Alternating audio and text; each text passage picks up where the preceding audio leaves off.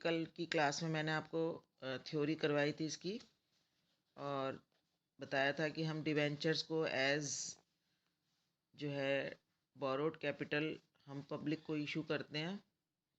और मैंने इसमें आपको उसके जो है बताई थी कि डिफरेंट टर्म्स ऑफ डिवेंचर्स होती हैं।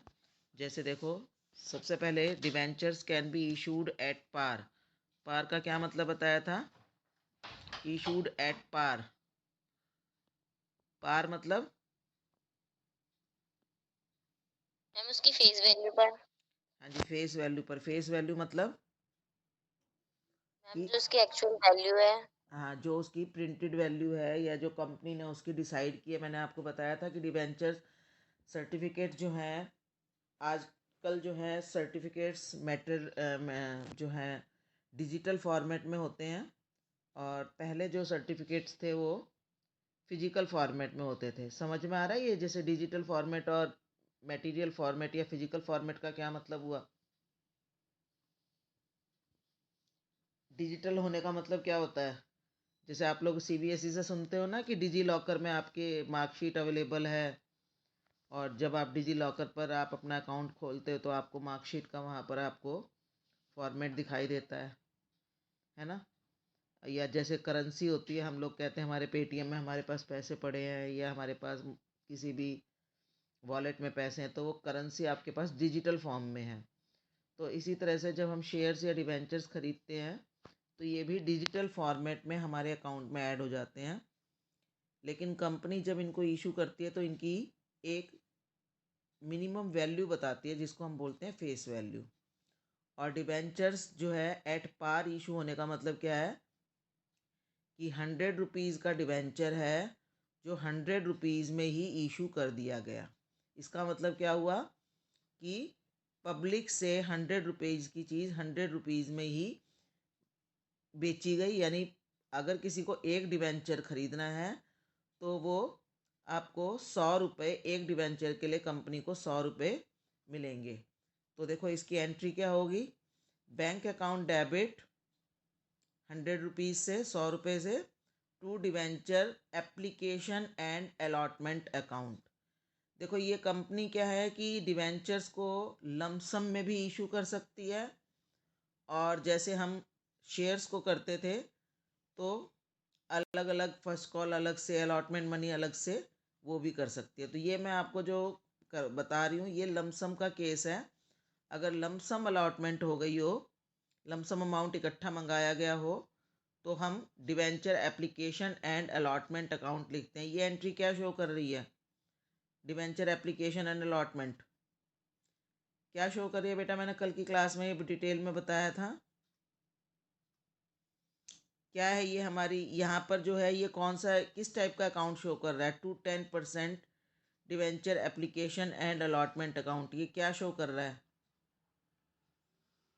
ये हमारी एक लायबिलिटी ही शो कर रहा है, लेकिन इस लायबिलिटी का नाम है कि अभी हमारे पास एप्लीकेशन मनी के रूप में ये पैसा आया है, और ये हमारी एक लायबिलिटी है। और ये जो 10% बताया है, इसके साथ जो 10% लिखा है, इसका मतलब क्या है कि ये कूपन रेट है। कल की क्लास में मैंने बताया था कि किसी भी डिवेंचर्स के साथ एक परसेंटेज ऐड की जाती है। ये परसेंटेज एक तरह से डिवेंचर का नाम भी होता है। एक डिवेंचर को अदर डिवेंचर्स के साथ कंपनी कई तरह के डिवेंचर्स इशू कर सकती है, तो इंटरेस्ट रेट जो है उन डिवेंचर्स को एक दूसरे से डिफ्रेंशिएट करता है। तो ये जो 10% है इसको हम कूपन रेट बोलते हैं, और कंपनी को इस रेट से इंटरेस्ट पे करना होता है। तो एक तरह से कंपनी के लिए एक पहचान हो गई कि 10% रेट ऑफ इंटरेस्ट वाले डिवेंचर्स के लिए हमारे पास एप्लीकेशन मनी आई है। और ये एप्लीकेशन मनी आप देखोगे 100 रुपीज़ का डिवेंचर क्योंकि पार पर इशू किया गया, तो 100 रुपीज़ के डिवेंचर के बदले में कंपनी के पास 100 रुपीज़ ही रिसीव हो गए। और इसके बाद जितने पैसे ये रिसीव हुए हैं उतने ही पैसों को हमें एक अलग एंट्री से, जब हमारा जो इशू है वो बंद हो जाता है, तो हमें अलग एंट्री से इसी 100 रुपीज़ को, ये वाली जो एंट्री है जो यहाँ पर हमने क्रेडिट किया, उसी एंट्री को हम यहाँ पर डेबिट करेंगे। Same as it is amount भी सेम होगा जो 100 रुपीज़ है, टू डिबेंचर्स कैपिटल अकाउंट या डिबेंचर्स अकाउंट। इसका मतलब क्या है कि ये हमारे पास 100 रुपीज़ जो आए हैं वो किस चीज़ के हैं, डिबेंचर्स। यानी डिबेंचर जो है एक तरह से क्या है, हमारी डिबेंचर्स क्या है बेटा, 12th क्लास, आवाज़ आ रही है आपको? Yes ma'am. हाँ, डिबेंचर्स हमारी क्या है, यहाँ पर जो मैम लाइबिलिटी। लाइबिलिटी है, ये हमारी लॉन्ग टर्म लाइबिलिटी को या नॉन करंट लाइबिलिटी को शो कर रहा है अगर ये debentures redeemable for more than 1 year हैं, तो ये हमारी नॉन करंट लाइबिलिटीज़ को शो कर रहा है। जो आपको बैलेंस शीट का हमने फॉर्मेट पढ़ा है ना, तो उसमें डिबेंचर्स जब इशू किए जाते हैं तो ये नॉन करंट लाइबिलिटी शो कर रहे हैं। आपको पता है कि अगर चाहे शेयर कैपिटल हो तो भी क्रेडिट होता है और डिबेंचर्स है तो भी क्रेडिट होता है, लेकिन दोनों में अंतर है। शेयर कैपिटल शो करती है कंपनी की कैपिटल को, इक्विटी को, और डिबेंचर्स शो करते हैं कंपनी की नॉन करंट लाइबिलिटीज़ को। ठीक है, चलिए नेक्स्ट हमारा है debentures can be issued at premium also. Premium का मतलब क्या है कि फेस वैल्यू और उसके अंदर प्रीमियम का अमाउंट ऐड करके हमने मंगाया। ये आपने शेयर्स कैपिटल में भी किया ही है। तो जैसे आपको डिबेंचर फेस वैल्यू ₹100 का ये एक एग्जांपल है, इशूड एट ₹150 कि डिबेंचर की फेस वैल्यू तो ₹100 है और कंपनी जो है ₹150 पब्लिक को ये ₹150 में बेच रही है। अब इसकी क्या एंट्री होगी, इसका मतलब क्या है कि कंपनी जो है पब्लिक से ₹150 मंगवा रही है, तो आपकी जो पहली एंट्री है बैंक अकाउंट डेबिट वो भी ₹150 से ही होगी। और अच्छा, इसमें जो है ना, ये आपको जो इंटरेस्ट पे करना है, जो 10% इंटरेस्ट आपको दिख रहा है यहाँ पर स्क्रीन पर, ये कितने अमाउंट पर पे होगा। अगर आपको इंटरेस्ट की एंट्री करवानी हो तो आपको क्या लगता है कि कितने अमाउंट पर इंटरेस्ट मिलना चाहिए। अगर आपने कंपनी से 100 डिबेंचर खरीदे तो आप कितना अमाउंट पे करोगे कंपनी को। ये तो एक डिबेंचर है ₹100 का जो कंपनी ने प्रीमियम पर बेचा। अगर आपको 10 डिबेंचर खरीदने हैं तो कंपनी को कितने पैसे दोगे। मैम 1500। 1500 रुपये देंगे। यानी कि हम क्या कर रहे हैं, ₹1000 की चीज़ 1500 में खरीद रहे हैं। आपको इंटरेस्ट कितना मिलेगा, इंटरेस्ट बताओ कितना मिलेगा बेटा। इंटरेस्ट हमेशा ध्यान रखना कि डिवेंचर्स के केस में जो भी आपको परसेंटेज कैलकुलेट करनी हो, जो भी परसेंटेज, वो हमेशा फेस वैल्यू पर कैलकुलेट होगी। चाहे वो आपको डिस्काउंट निकालना हो, चाहे आपको प्रीमियम निकालना हो, चाहे आपको इंटरेस्ट निकालना हो, कुछ भी निकालना हो, हमेशा ध्यान रखना वो कंपनी इशू चाहे कितने में भी करे, आपको जो वैल्यू कैलकुलेट होगी, वो जो भी परसेंटेज लगेंगी वो हमेशा फेस वैल्यू पर लगेंगी। मतलब कि अगर आप 100 रुपये की चीज़ 150 रुपये में ख़रीद रहे हैं तो कंपनी हमेशा फेस वैल्यू पर कैलकुलेशंस करेगी। ठीक है, तो अगर आपको इंटरेस्ट मिलता है, आपने 1000 रुपये के डिबेंचर्स थे, वो 1500 रुपये में ख़रीदे और उसके ऊपर रेट ऑफ इंटरेस्ट जैसे इस क्वेश्चन में है 10% है, तो आपको इंटरेस्ट जो है ₹100 मिलेगा। यानी 1000 का 10% मिलेगा, 1500 का नहीं मिलेगा। तो ये आपकी एंट्री होगी। नेक्स्ट एंट्री क्या होगी कि आपने जो वो ₹150 जो आपने कंपनी ने रिसीव किए हैं, उसको डिबेंचर एप्लीकेशन, देखो ये वाली एंट्री है, ये वाली एंट्री एज इट इज़ यहाँ पर ट्रांसफ़र होगी। और debenture application and allotment account debit to 10% debentures ₹100 और टू सिक्योरिटी प्रीमियम रिजर्व, कंपनी के लिए सिक्योरिटी प्रीमियम रिजर्व ये क्रेडिट हुआ है। ये किस रूल से हुआ बेटा, ये क्या है, सिक्योरिटी प्रीमियम रिजर्व कंपनी का क्या है, क्या है बच्चे। 12th क्लास सब सिर्फ क्लास ज्वाइन करते हो क्या आप लोग ओनली, किसी का आंसर नहीं आता। मैम रिजर्व्स हैं। हाँ जी, debentures can be issued at discount, जैसे कि मैंने अभी बताया आपको कि हम इसको at face value minus maximum जो है हम 10% डिस्काउंट दे सकते हैं। डिस्काउंट पर शेयर डिबेंचर्स को इशू किया जा सकता है, और जो डिस्काउंट है वो फेस वैल्यू का मैक्सिमम 10% होगा। मतलब कि अगर डिबेंचर की कोई किसी की फेस वैल्यू 100 रुपीज़ है, तो और कंपनी उनको डिस्काउंट पर इशू करना चाहती है, तो वो 90 रुपीज़ का या 90 से 100 के बीच किसी भी वैल्यू पर इसको इशू कर सकती है। 90 रुपीज़ से कम पर कोई भी डिबेंचर इशू नहीं किया जा सकता। अब मान लो कंपनी ने 100 रुपये का डिबेंचर 10 रुपये के डिस्काउंट पर बेचा, और अगर हमें 10 डिबेंचर्स खरीदने हैं कंपनी के, तो हम कंपनी को कितने रुपए देंगे? हम कंपनी को पे करेंगे 900 रुपीज़। हमें इंटरेस्ट कितना मिलेगा बच्चे? कोई आंसर दे सकता है बच्चा? कि अगर हमें 10% डिबेंचर्स हैं, कंपनी ने डिस्काउंट पर इशू किए हैं, तो हमें कितना इंटरेस्ट मिलना चाहिए? Ma'am 100 rupees. 100 रुपीज़, क्योंकि मैंने आपको क्या बताया कि चाहे वो चीज़ हमें कितने में भी मिली है, महंगी मिली है, मोर देन फेस वैल्यू मिली है, या लेस देन फेस वैल्यू मिली है, जितनी भी परसेंटेज कैलकुलेट होंगी वो सारी फेस वैल्यू पर ही कैलकुलेट होंगी। तो अगर हमने 10 डिबेंचर्स खरीदे हैं, तो हम 900 रुपीज़ पे करेंगे, और हमें इसके बाद कंपनी जब तक हमारे डिबेंचर्स रिडीम नहीं होंगे तब तक हर साल 100 रुपये पर ईयर हमें एज इंटरेस्ट पे करती रहेगी। और इसके बाद जो है, जब रिडम्पशन का टाइम आएगा तो कंपनी हमें 100 रुपये की फेस वैल्यू, जो देखो ये लायबिलिटी शो कर रहा है ना, वो 100 रुपये की हमारी लायबिलिटी भी साथ में, जैसे हमने मान लो 10 शेयर खरीदे हैं, 1000 रुपये के शेयर हमने 900 में खरीदे, लेकिन जब कंपनी का रिडम्पशन का टाइम आएगा तो वो हमें पूरे 1000 रुपये ही वापस करेगी। ठीक है। तो जैसा कि मैंने आपको बताया कि एंट्री में हमें पहले ये वाली एंट्री को, इसकी एंट्री करने का क्या तरीका है कि हमने 10% डिबेंचर्स एप्लीकेशन एंड अलॉटमेंट जो हमने क्रेडिट किया था उसी को डेबिट किया 90 रुपये से। 10 रुपये कंपनी का एक्स्ट्रा डिस्काउंट हुआ, discount on issue of debentures, और 10% डिबेंचर्स जो है, ये हमारी सिंपल सी एंट्री है, ये हमने करनी है। इसके बाद जो है, अब थोड़ा सा इस चैप्टर में जरा सी एक टिपिकल चीज़ आती है, लेकिन हम उसको भी अगर ध्यान से समझे तो बहुत आसानी से सॉल्व होती है, कि जब कंपनी डिबेंचर्स इशू करते समय ये भी साथ में बता दे कि हम रिडम्पशन पर क्या देंगे।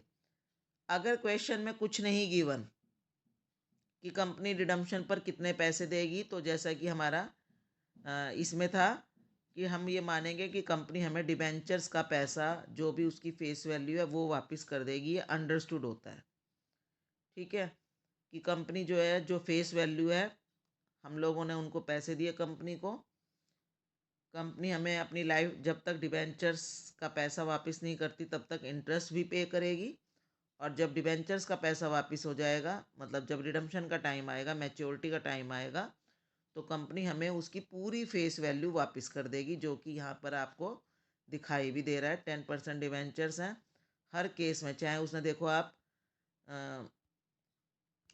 चाहे इसको देखो, कोई भी केस हो, प्रीमियम पर इशू हुआ हो, तो भी कंपनी जो है अपनी face value as liability show कर रही है।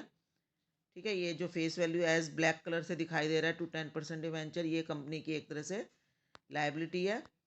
और चाहे पार पर हो, इशूड एट पार हो, तो भी कंपनी अपनी लायबिलिटी 100 रुपीज़ की फेस वैल्यू हर केस में दिखाती है। लेकिन कई बार कंपनी जो है इस तरह से शर्तें करती है, यानी कंपनी इन्वेस्टर्स को अट्रैक्ट करने के लिए डिवेंचर्स को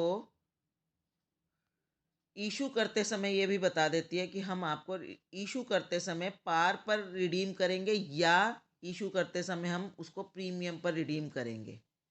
अगर कंपनी को डिवेंचर्स को प्रीमियम पर रिडीम करना हो, अब देखिए यहाँ पर बहुत समझने वाली बात है, अगर कंपनी को डिवेंचर्स को प्रीमियम पर रिडीम करना हो तो एक मैजिक एंट्री इसमें आती है।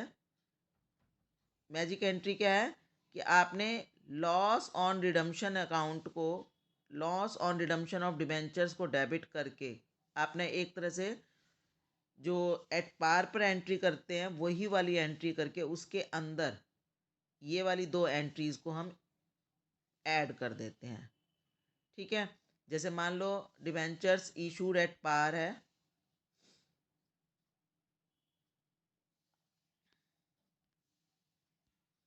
डिबेंचर इशूड एट पार है मान लो, तो हमने एंट्री नॉर्मल करनी है, पहले तो एट पार वाली एंट्री करनी है। ठीक है, सॉरी, रिडीमेबल एट पार है, एट पार की आपने एंट्री करनी है, और एट पार की एंट्री करके फिर उसके अंदर ये 2 एंट्री जो हमें प्रीमियम ऑन रिडम्पशन, ये प्रीमियम ऑन रिडम्पशन जो है ये एक अलग से लायबिलिटी है, यानी कंपनी की 2 लायबिलिटी अपनी बियर कर रही है इस क्वेश्चन में, इस कंडीशन में। जैसे कि वो फेस वैल्यू तो पे करेगी ही करेगी, फेस वैल्यू के साथ रिडम्पशन के टाइम कंपनी फेस वैल्यू के साथ प्रीमियम ऑन रिडम्पशन का अमाउंट भी देगी। यानी कि अगर कंपनी कहती है कि हम 100 रुपीज़ फेस वैल्यू के शेयर्स इशू कर रहे हैं और आपको रिडीम करते समय हम उसके ऊपर प्रीमियम देंगे, तो इसका मतलब क्या है कि कंपनी जब भी कभी आपको पैसे वापस करेगी तो फेस वैल्यू भी वापस करेगी, साथ में एक्स्ट्रा अमाउंट पे करेगी। तो एक तो ध्यान रखो कि ये प्रीमियम ऑन रिडम्पशन ये सिक्योरिटी प्रीमियम नहीं है, ये एक कंपनी, सिक्योरिटी प्रीमियम क्या है, कंपनी का प्रॉफिट है जो वो इन्वेस्टर से ले रही है एक्स्ट्रा अमाउंट अपने शेयर्स के ऊपर। और प्रीमियम ऑन रिडम्पशन, सिर्फ प्रीमियम वर्ड से आपने कंफ्यूज नहीं होना है, प्रीमियम ऑन रिडम्पशन कंपनी अपनी तरफ से इन्वेस्टर्स को दे रही है, तो ये कंपनी की लायबिलिटी है। ठीक है, तो इस चीज़ को आप ध्यान रखना। और इसके लिए हमारे पास हम ये एंट्री करते हैं, इसको मैं मैजिक एंट्री बोलती हूँ, क्योंकि अगर आपको at par, redeem at par की एंट्री अगर करनी आती है सही तरीके से, जो कि हमने अभी पिछली 3 स्लाइड्स में किया, तो उसी के एंट्री के अंदर समझ लो आपको ये एंट्री इन ऐड करनी है। और अगर आप ये एंट्री ऐड कर लेते हो तो ये रिडीमेबल एट प्रीमियम की एंट्री हो जाती है। ठीक है, तो इसके बाद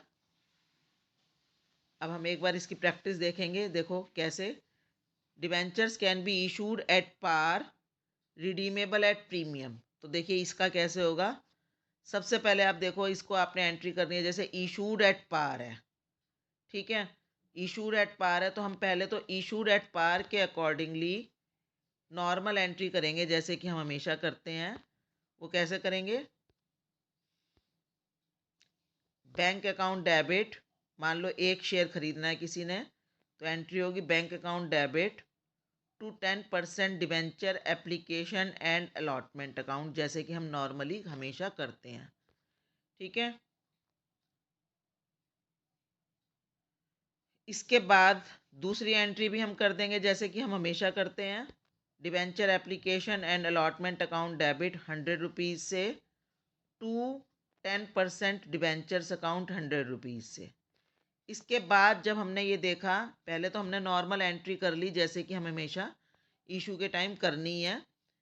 इसके बाद हमने देखा अगर क्वेश्चन में आगे लिखा है रिडीमेबल एट प्रीमियम, अगर क्वेश्चन में पहले इशूड एट पार करके आगे उसका लिखा है रिडीमेबल एट प्रीमियम ऑफ ₹20, इसका मतलब क्या है कि कंपनी फेस वैल्यू तो वापस करेगी ही, रिडम्पशन के टाइम कंपनी फेस वैल्यू तो वापस करेगी ही, प्लस उसके ऊपर 20 रुपीज़ एक्स्ट्रा भी पे करेगी।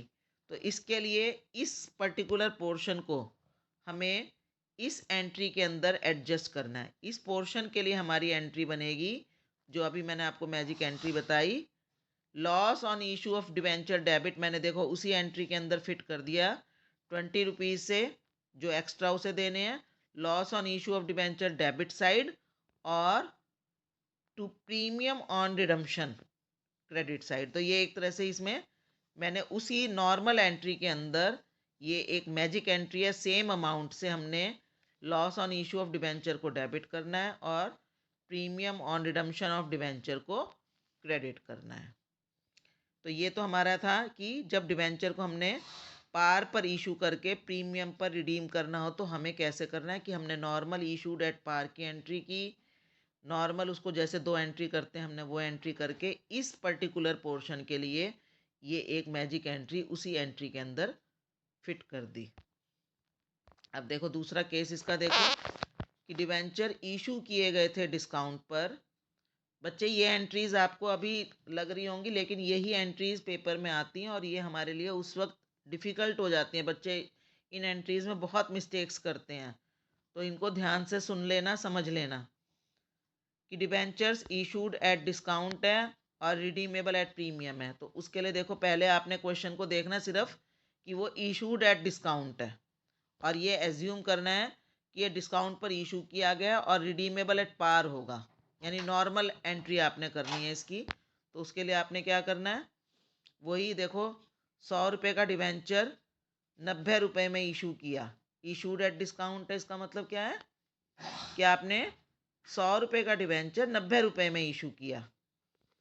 तो हमने एंट्री क्या करनी है, बैंक अकाउंट डेबिट 90 रुपीज़ से to debenture application and allotment. बच्चे आवाज़ आ रही है मेरी 12th class? Yes ma'am, yes. Yes ma'am. हाँ बेटा, थोड़ा बहुत तो आप लोग भी बताओ। इसमें कुछ बीच में आप लोग बिल्कुल साइलेंट रहते हो, ऐसा लगता ही नहीं कि मैं किसी लाइव क्लास को पढ़ा रही हूँ। मुझे ऐसा लगता है जैसे मैं रिकॉर्डिंग कर रही हूँ नॉर्मल। चलिए, हमने ये समझ में आया ये हम क्या क्या कर रहे हैं यहाँ पर। Yes ma'am. इस टाइप के एंट्रीज को करने का मैंने जो तरीका बताया, इसमें कुछ समझ में आ रहा है, कुछ डिफरेंस नज़र आ रहा है आपको?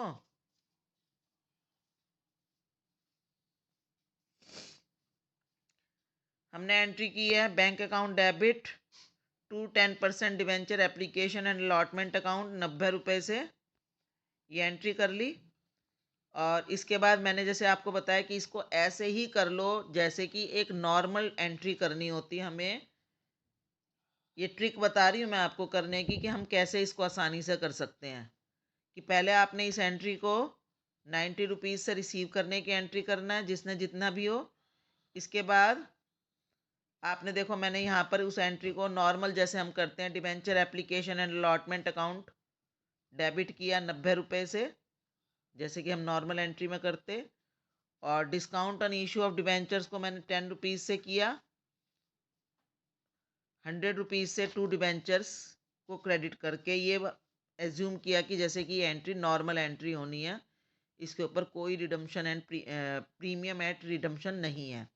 इसके बाद में जो प्रीमियम एंड रिडम्शन है, इस चीज़ को ट्रीट करूँगी इस एंट्री के अंदर। ठीक है, रिडीमेबल एट प्रीमियम है, तो इस एंट्री को मैं इस एंट्री के अंदर ट्रीट करूँगी और वही मैजिक एंट्री इसके बीच में फिट हो जाएगी। बताओ क्या एंट्री फिट करने के लिए बोल रही हूँ मैं? Ma'am, loss on redemption of debenture debit on loss on redemption. Redemption of debenture debit कर दिया 20 रुपये से, जो ये एक्स्ट्रा अमाउंट दे रही है ना 20 रुपये का, बस इस 20 रुपये की मैंने एंट्री और करनी है। वो इसी एंट्री में हमने लिख दिया loss on issue of debenture या redemption of debenture account debit 20 रुपये और to premium on redemption credit करके 20 रुपये से इस एंट्री को मैंने पूरा कर दिया। तो देखो ये एंट्री बैलेंस हो गई 90 और 100 100 और प्लस 20, 120 डेबिट हुआ और 120 क्रेडिट हो गया। तो ये बेटा ये एंट्रीज जो है, अच्छा कुछ बुक्स में या कुछ लोग ये आपको करवाते होंगे कि आप इनको ऐड कर दो, discount on issue of debenture और लॉस ऑन इशू को, पर आप उसको ऐड करने की बजाय ये अमाउंट अलग अलग ही दिखाना। ठीक है, discount on issue of debenture अलग से दिखाना and loss on issue of debenture या loss on redemption of debenture, हम कुछ भी लिख सकते हैं, वो आपने अलग से दिखाना है। ठीक है, तो ये एंट्री किस चीज़ की थी कि debenture issued at discount but redeemable at premium. ठीक है, ये मैं एक डिबेंचर से एंट्री करके दिखा रही हूँ। इसके बाद आपके जो क्वेश्चंस आएंगे वो ज़्यादा डिबेंचर्स के भी मतलब आएंगे, जिसमें आपको मल्टीप्लाई भी करना होगा। यहाँ पर मैं केवल एक डिबेंचर की एंट्री कर रही हूँ। इसके बाद नेक्स्ट केस है debenture issued at premium redeemable at premium. देखो इसको भी हम उसी तरह से करेंगे, इशूड एट प्रीमियम की एंट्री करेंगे पहले। इशूड एट प्रीमियम है तो हमें बिल्कुल ये भूल जाना है कि इस क्वेश्चन में रिडीमेबल एट प्रीमियम भी है। ये पहले मैंने नॉर्मल इसको इशूड एट प्रीमियम किया। यहाँ पर दोनों तरह के देखो प्रीमियम है, एक वो प्रीमियम जो कंपनी पब्लिक से ले रही है और एक वो प्रीमियम जो कंपनी पब्लिक को देगी। ठीक है, तो पहले हमने इसको नॉर्मल पब्लिक से लेने वाला यानी जो कंपनी का प्रॉफिट वाला प्रीमियम है उस पर हमने इस एंट्री को करना है। तो इशूड एट प्रीमियम यानी कि कंपनी इसको face value plus premium value पर इशू कर रही है।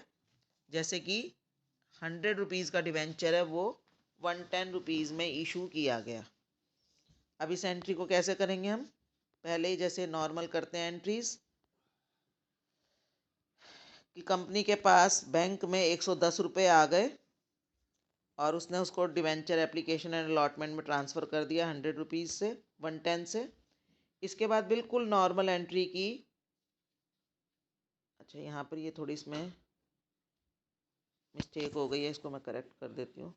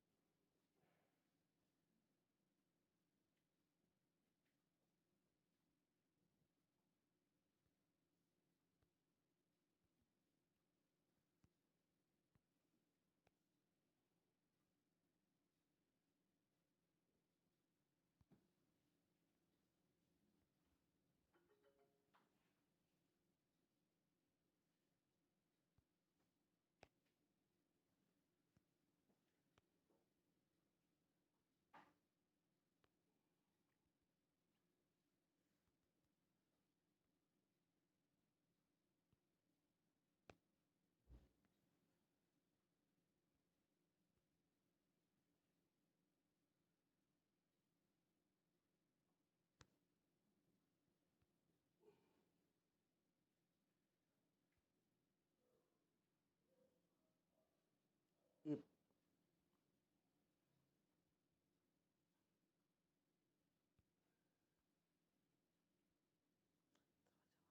हम्म, हम्म,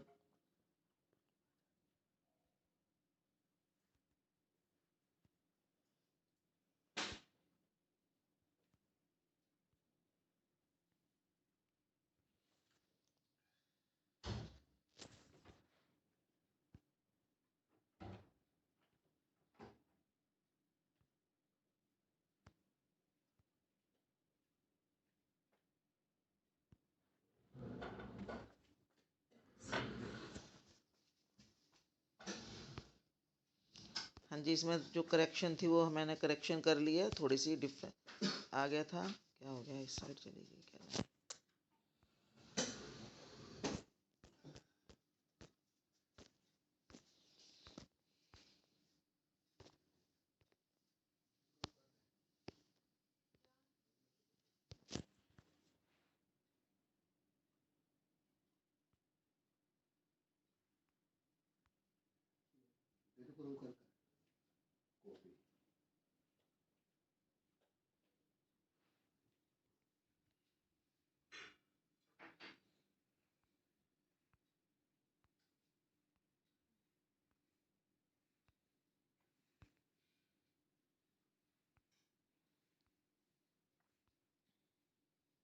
क्या हो गया ये, हो क्यों नहीं रहा?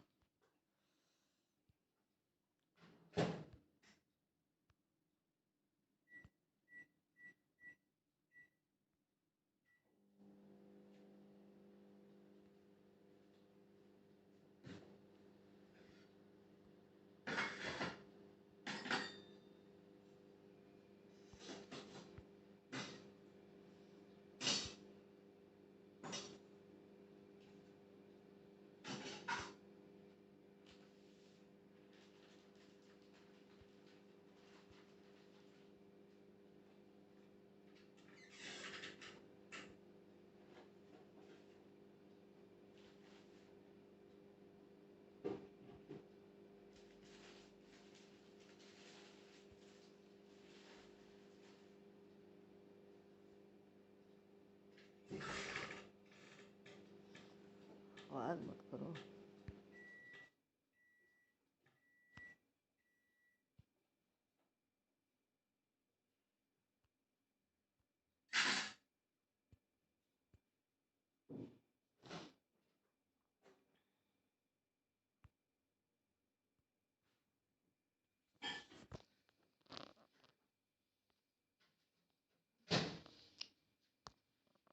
हाँ जी, ये इसमें करेक्शन हो गई है थोड़ी सी, आपने देखा थोड़ी सी इसमें मिस्टेक हो गई थी कि हमने इशूड एट प्रीमियम है तो 110 रुपीज़ मंगवाए, जैसे कि हम नॉर्मल मंगवाते हैं। इसके बाद उसी 110 रुपीज़ से हमने नॉर्मल एंट्री की, जैसे हम issued at par redeemable at par वाली एंट्री करते हैं, एक नॉर्मल एंट्री की कि ये जो 110 रुपीज़ है उसी को मैंने डेबिट किया। 10% debenture application and allotment account debit 110 और टू 10% डिवेंचर्स से 100 रुपीज़ यहाँ पर हमने क्रेडिट कर दिए। और जो ये 10 रुपीज़ यहाँ पर हमने एक्स्ट्रा मंगवाए थे, अब यहाँ पर ध्यान रखो कि यहाँ पर जो हमने 10 रुपीज़ एक्स्ट्रा मंगवाए थे वो मैंने नॉर्मल जैसे हम करते हैं सिक्योरिटी प्रीमियम रिज़र्व अकाउंट में क्रेडिट कर दिए 10 रुपीज़ से। ठीक है, इसके बाद वही आएगा रिडीमेबल एट प्रीमियम। अब इसके लिए हमें वही एक एंट्री करनी है, मैजिक एंट्री जो मैंने बताया आपको कि loss on issue of debentures account को डेबिट करना है ये 20 रुपये से, और साथ में प्रीमियम ऑन रिडम्पशन को क्रेडिट करना है 20 रुपये से। तो अब हमारी यहाँ पर प्रीमियम की एंट्री दोनों तरह की हो गई, जहाँ पर आपने जो है प्रीमियम सिक्योरिटी प्रीमियम रिजर्व भी है और ये आपका जो है प्रीमियम ऑन रिडम्पशन अकाउंट भी क्रेडिट हो रहा है। तो ये वाली एंट्री डिफ़िकल्ट एंट्रीज़ में मानी जाती है, तो आपको अगर समझ में आ गई हो तो आप इसको बहुत आसानी से कर सकते हो। चलिए अब ये मैं क्लास ओवर करती हूँ, हालांकि मैंने इसकी थोड़ी प्रैक्टिस एक्सरसाइज भी बनाई हुई है नेक्स्ट स्लाइड पर। चलो वो हम नेक्स्ट क्लास में करेंगे। अब आपकी नेक्स्ट क्लास का टाइम हो रहा है, हम क्लास लीव करते हैं। चलिए।